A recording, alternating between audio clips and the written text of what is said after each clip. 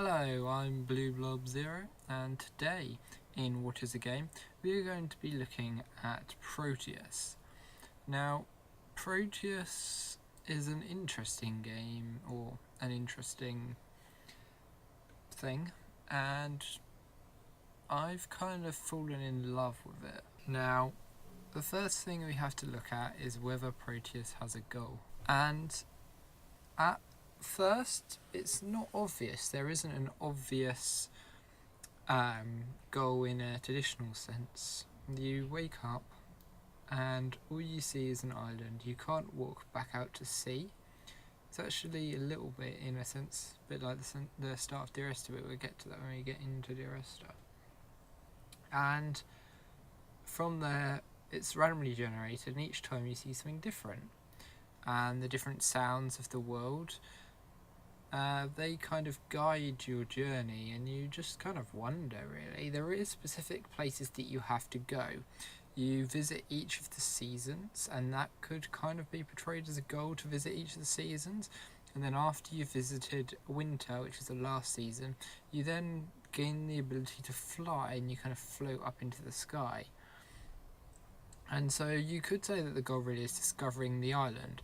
And sometimes I'd say that discovery is not really strong enough goal, but here it really is, because it's kind of done in such a way that it really makes you want to explore. Gameplay. Now, this is something that I kind of struggled with thinking about Proteus. First, you have got, like when I use my example of Space Invaders, you've got movement keys, so you can move forward and back, and you can turn the mouse to look in different directions, and that's just about it. There isn't a shoot, there isn't an interact, there isn't a swim. That is literally it, and you just walk around the world and listen to things as you go, and sometimes how you move will actually affect kind of the sounds around you. So there isn't really any actions, so in a sense there isn't really any gameplay.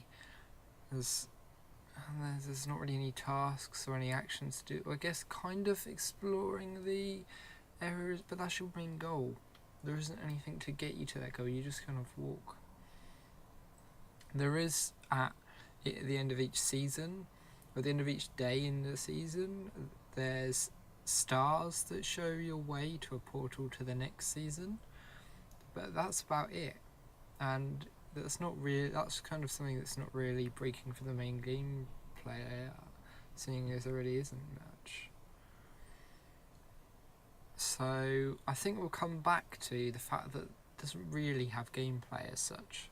Story of the game. Now this is something that at first it doesn't really have, but as I discussed earlier, you can kind of, like with in the first episode with Space Invaders, I think you can really give this a game. You see you've got all different animals. I don't want to spoil all of them, but you have got things like you've got crabs, you've got chickens, there's actually a owl that sometimes you might see at night.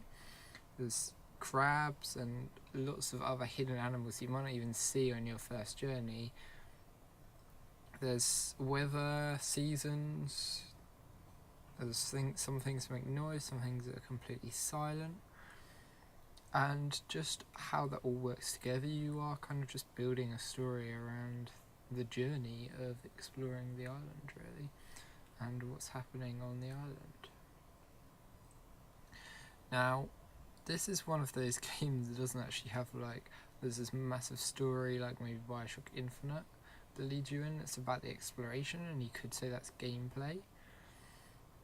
And I think that interactive experience is a good way to describe this game, because you are literally experiencing it, and it is actually properly interactive because you choose where to go.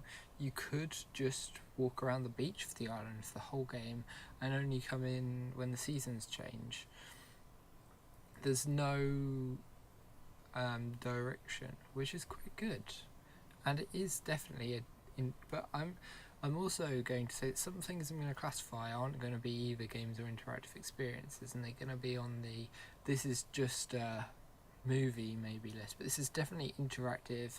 It's definitely not, I wouldn't say, a core kind of video game by what I've described. So I definitely think that Proteus is an interactive experience, but don't let that hold you back. Proteus is wonderful. If you get a chance, I bought it in a humble bundle, and before that I thought, nah, why do I want to play this? You're just walking around an island. But it's more than that, and it's something I think you can only really discover on your own if you play it. So yeah, that's about it on Proteus. If you have any comment on Proteus and your opinions on whether it is or is not a game, please put a comment down below. If you want to see more of these episodes, next week I'll be in Antechamber, then I'll be doing Dear Esther, which might be a bit controversial, and then Magic. Okay. And I will see you then. Thank you for watching. Bye.